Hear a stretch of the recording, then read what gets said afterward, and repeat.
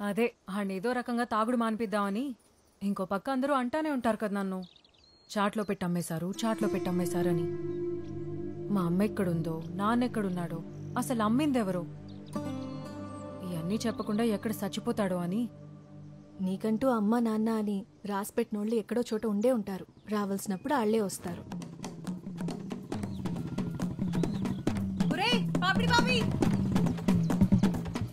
ఏంటది?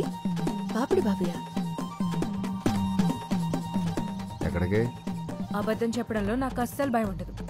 నువ్వు ఇక్కడికి తీసుకెళ్తే అక్కడికే, ఇంకా తిరిగి ఈ ఊరు రావద్దు. దా వెళ్ళిపోదాం. అమ్మాయిలందరూ ఇలాంటి గాలి కొడుకులకే పడతారు. ముసలి నా కొడక, అబద్ధం అని చెప్పి మళ్ళీ ఇదొకటి ఏంటి? లైక్